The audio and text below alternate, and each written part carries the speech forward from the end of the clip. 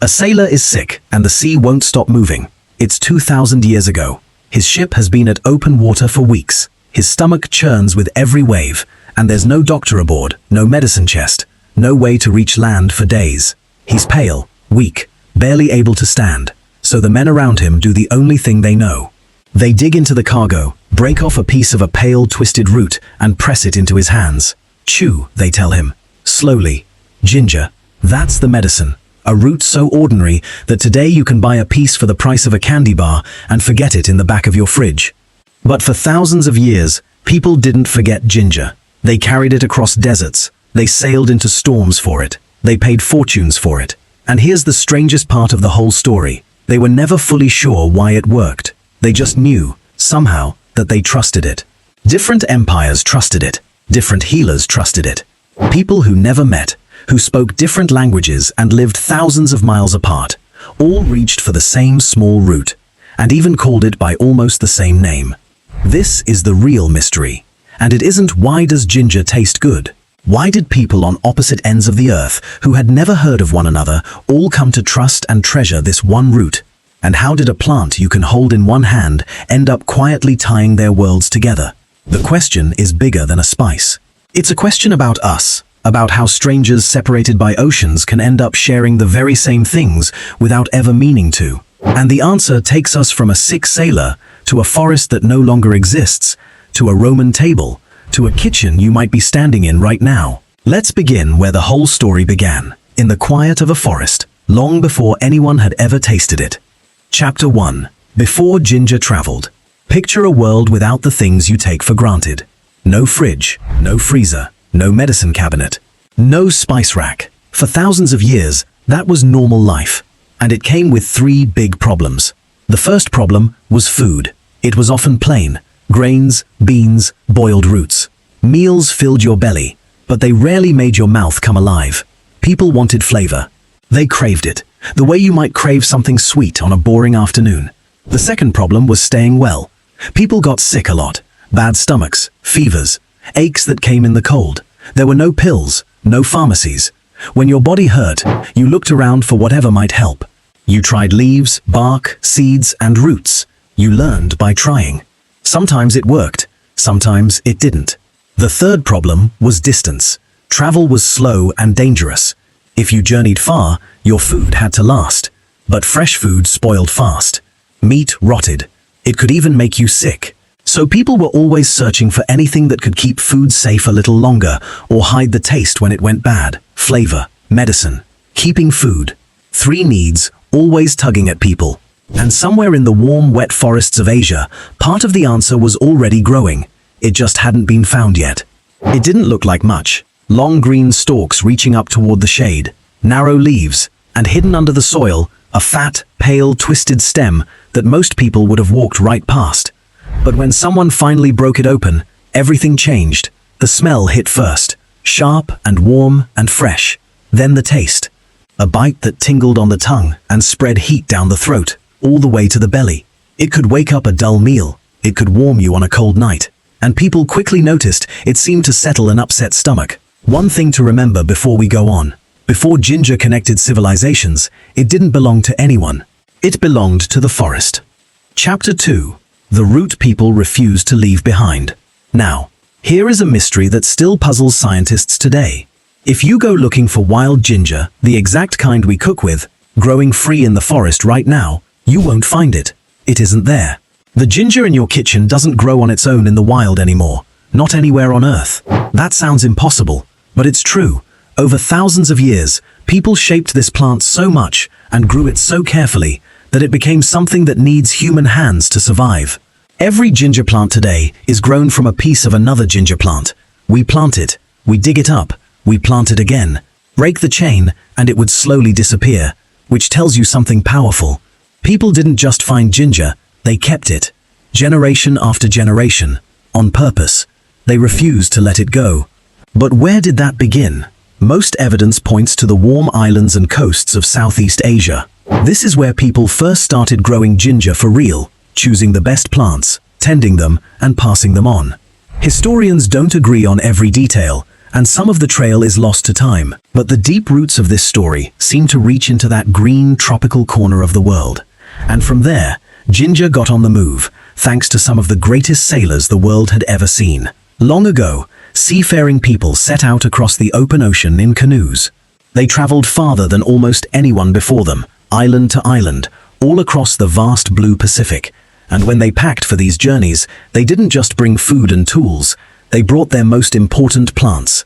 Ginger was one of them, a canoe plant. Something so useful you would not dream of sailing without it. Picture how much people had to love this route to carry it into the unknown, onto a small boat, across water with no land in sight, to islands they had never seen.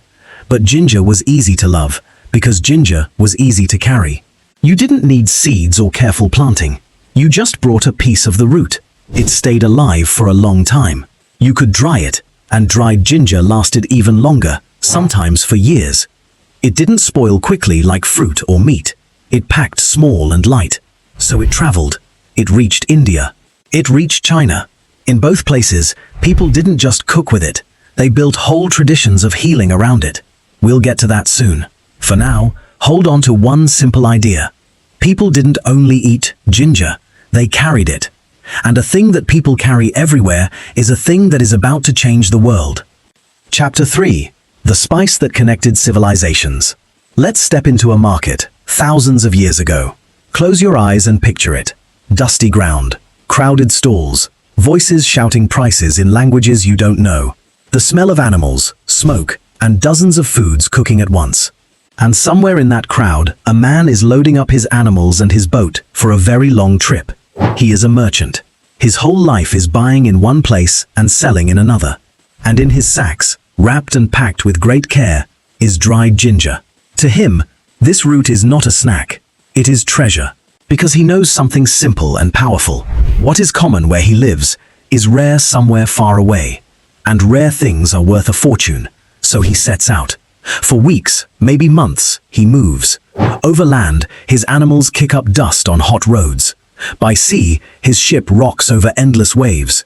He sleeps badly. He eats little. He watches the horizon for danger. A single storm could sink everything he owns. A single band of thieves could take it all. And notice what he does not tell people along the way. He doesn't say where the ginger truly comes from. Traders like him guarded that secret. If buyers knew exactly where a spice grew, they might try to go get it themselves. So the sellers kept quiet, or spun wild tales about faraway lands and strange dangers. Anything to keep the true source a mystery. For a long time, the people paying for ginger had no real idea where on earth it began. The mystery was part of the price. But if he makes it, the reward is huge. Because when he finally reaches a faraway market and opens those sacks, people crowd around.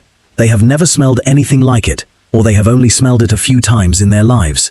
They will pay, and pay well, for a taste of somewhere else. This is how it worked, again and again, across the ancient world. In India, ginger became part of daily life and daily healing. In China, healers gave it a special place in their medicine. And between these places, and far beyond them, ran the merchants. Buying, selling, carrying, connecting. That word matters, connecting. Because every time a trader carried ginger into a new market, two worlds touched. The people who grew it and the people who bought it now had a reason to know each other. They shared a road. They shared a price. They shared a taste. Ginger became a thread, a thin, invisible thread running from forest to farm to port to market to kitchen. And that thread tied strangers together across enormous distances. A thought worth keeping. Sometimes civilizations meet because armies arrive. And sometimes, quietly, they meet because a merchant arrives with a sack of ginger on his back. Chapter 4. The same cure in places that never met. Let's talk about something stranger than flavor. People believed ginger could heal. That's not the surprising part. Lots of plants got used as medicine. Here's the surprising part. People used it the same way, in places that had never met each other. Look at how far apart these worlds were. A healer in China, a doctor in India, a physician in Greece. They didn't share a language. They didn't share a religion. Most of them didn't even know the others existed. They were separated by mountains, deserts, and oceans that took years to cross. And yet, when you look at what they believed about ginger, you see the same idea, over and over. In China, healers called it a warming food, something to drive cold out of the body. They reached for it for chills, for weak stomachs, for the aches of winter. In India, inside the healing tradition of Ayurveda, ginger was treasured too, valued so highly that some texts described it as a near-universal helper, used for digestion, for aches, for warming a cold body back to comfort. Then travel west, all the way to Greece and Rome. And what do the doctors there write down? Almost the same thing. Ginger warms the body. Ginger settles the stomach. It goes into their medicines and their syrups. Stop and feel how odd that is. 3 corners of the ancient world. No phones. No books shared between them. No way to compare notes. And they landed on the same belief about the same root. How? Because ginger itself carried the idea. The root traveled the trade routes, and the story of what it could do traveled right along with it, whispered from merchant to buyer, from healer to healer, across every border. The plant didn't just cross the world, its reputation did. That's what a connector really is. Not just a thing that moves, a thing that makes faraway strangers believe the same thing. Now, honesty time. Old belief is not the same as proof. Those ancient healers were guessing. They noticed, they tried, they passed the story on. Sometimes old guesses hold real truth, sometimes they don't. So what does modern science actually say? Scientists have tested ginger, and the clearest finding is this.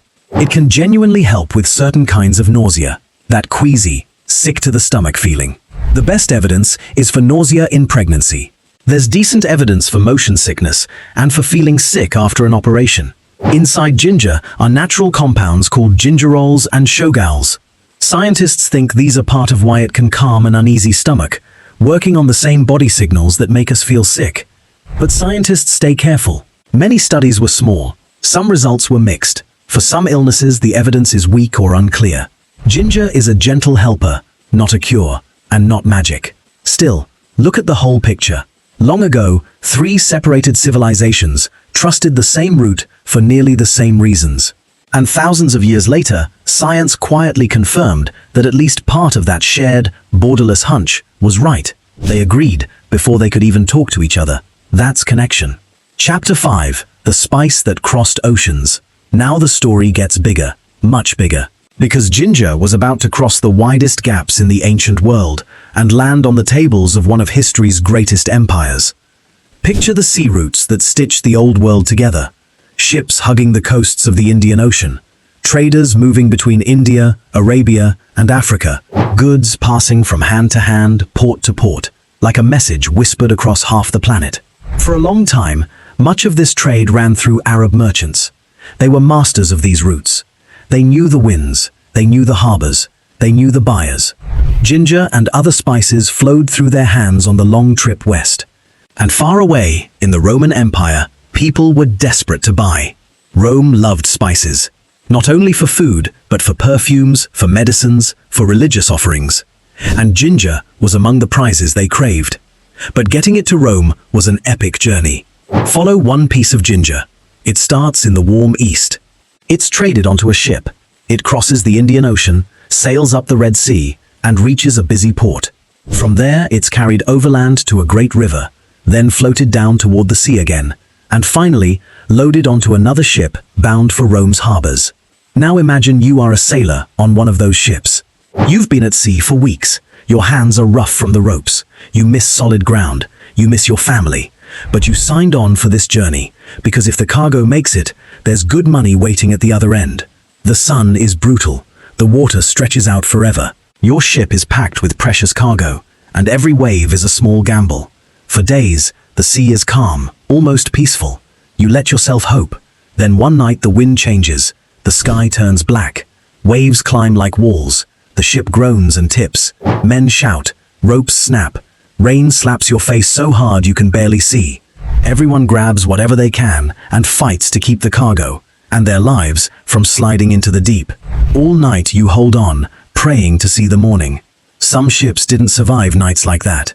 They vanished, cargo and all, swallowed by the sea. Nobody back home ever learned exactly what happened to them. That was the risk. That was always the risk. And yet the ships kept sailing, because the reward was worth it. By the time a piece of ginger reached a fine Roman table, it had traveled an incredible distance. It had crossed one of the largest oceans on Earth. It had changed hands many times. It had survived storms that killed others. So remember this the next time you picture a Roman dinner. Every little piece of ginger on that table had traveled farther than most of the people sitting around it would travel in their entire lives. The root was a bigger explorer than the people who ate it. Chapter 6. The word that proves it. Let's slow everything down now, because this is the heart of the whole story. Remember how I said those faraway peoples, who never met each other, called ginger by almost the same name? That was not a coincidence. It's the closest thing this whole story has to proof. Let me show you what's hiding inside that word. Go back to where this root began, in the warm lands of South Asia. Long, long ago, people there had a name for it. In an ancient language called Sanskrit, the word sounded something like Shringavera, and it meant, roughly, horn body, because of the root's bumpy, pointed, horn-like shape. Now watch what happens to that word as the root starts to travel. The traders carry ginger west, and they can't carry the root without also carrying its name. So the name goes with it, mouth to mouth, market to market. But every new set of lips bends it a little. The ancient Greeks hear it and say something like Zingiberis. The Romans shorten it toward Zingiber.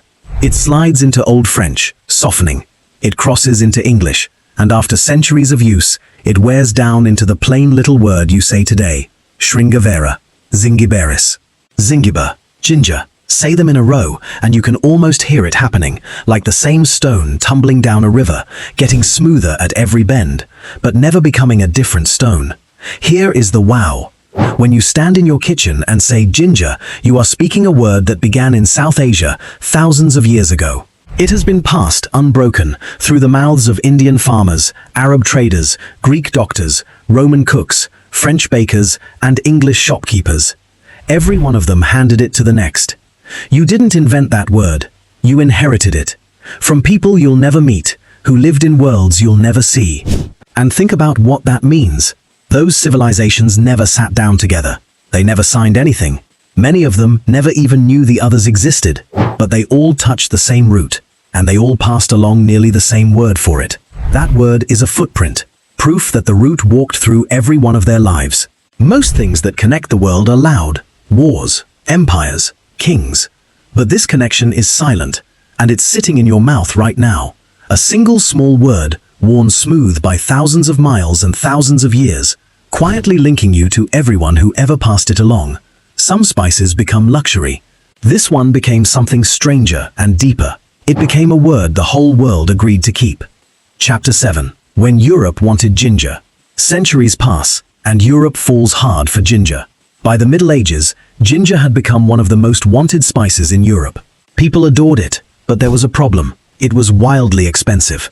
Remember, ginger didn't grow in Europe. It came from far away, through a long chain of traders, and every hand it passed through added to the price. By the time it reached a European market, it had become a symbol of wealth.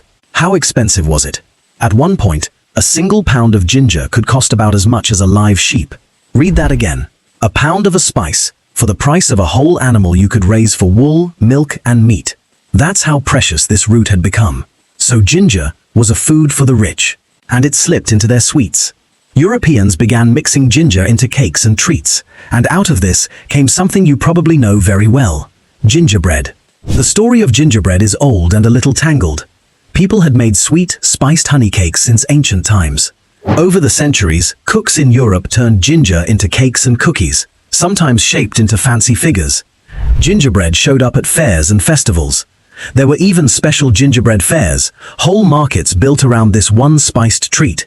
People shaped it into animals, flowers, and little figures, and gave it as a gift for luck. There's a charming old custom where a lady might hand a piece of gingerbread to her favorite knight before a contest, to bring him good fortune. Some people even ate little gingerbread husbands, hoping it might help them find a real one. That's how much joy and meaning people wrapped up in this one spice. That warm, spicy smell of gingerbread you might know from the holidays. It's the smell of a spice that once cost a fortune. But all that expense created a hunger for something more than flavor. Europe's leaders and traders looked at these sky-high spice prices and had a bold thought. What if they could skip the middlemen? What if they could sail straight to the source, buy spices cheaply, and bring them home themselves? So ships set out to find new sea routes to the lands of spices.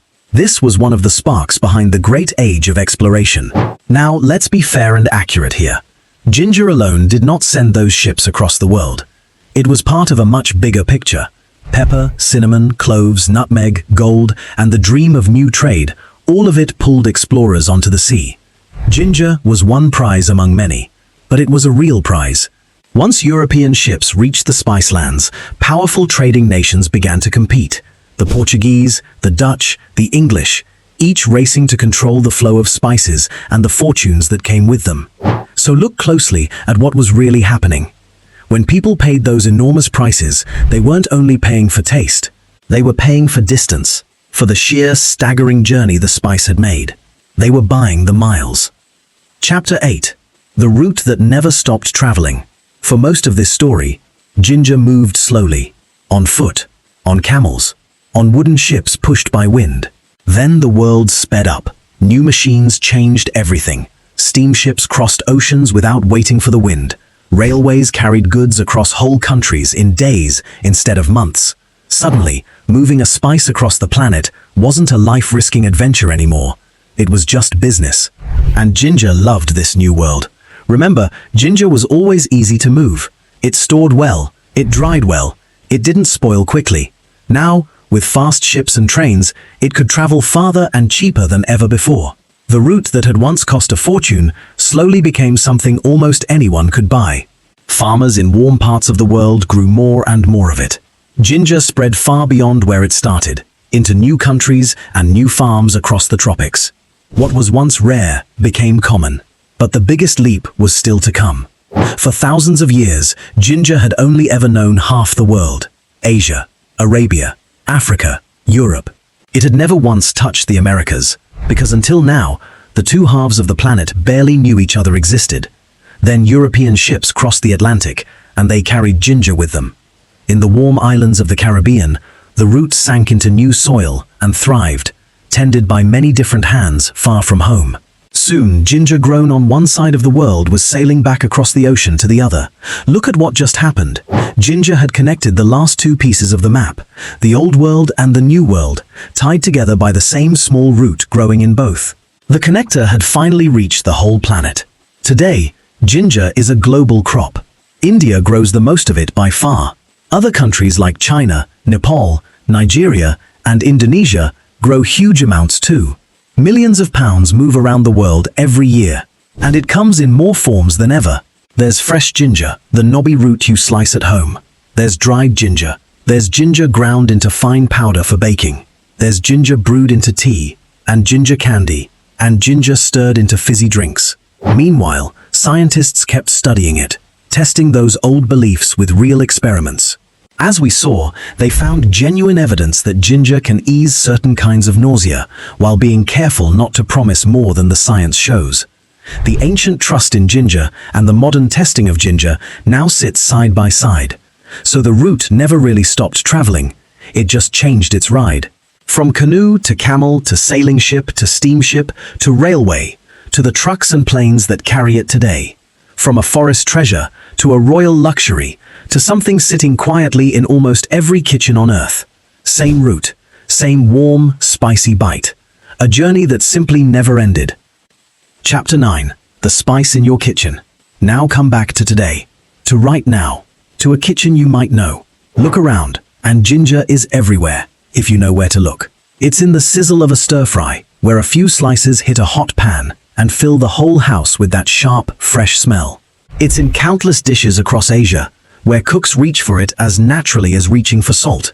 It's in Indian cooking, crushed into curries and sauces, part of the deep flavor that makes those meals unforgettable. It's in sweets, in cookies, in gingerbread shaped like little people during the holidays, the same treat that once belonged only to the rich.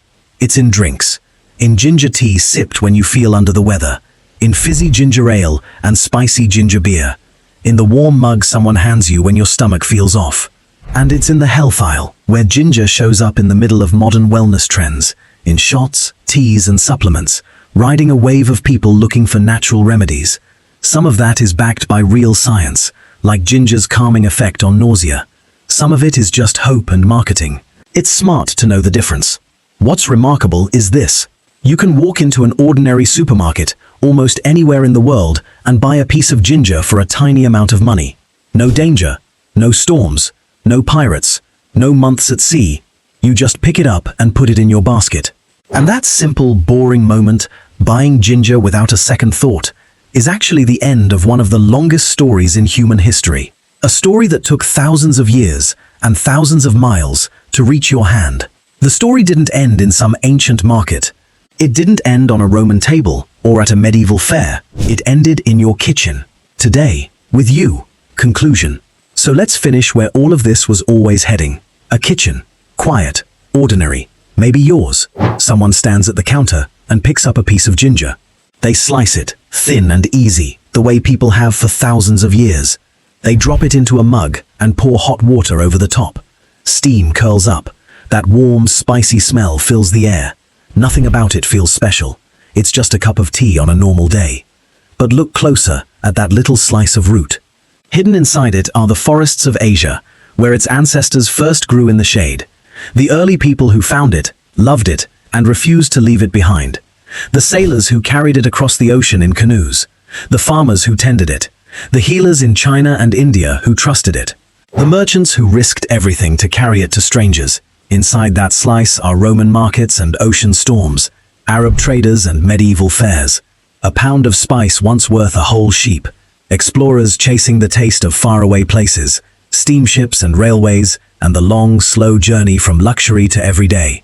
And inside it is something quieter still. The same cure trusted by three worlds that never met. The same word, worn smooth, passed hand to hand across every border, until it reached your mouth. The old world and the new world, tied together by one small root. Inside that one small slice are thousands of years of human connection. Strangers meeting, cultures touching. A thin, invisible thread running from ancient forests all the way to the cup in someone's hands. And here's the wonderful part. That person sipping their tea has no idea. To them, it's just ginger, just a warm drink on a cold day. But now you know better. Now you know what you're really holding.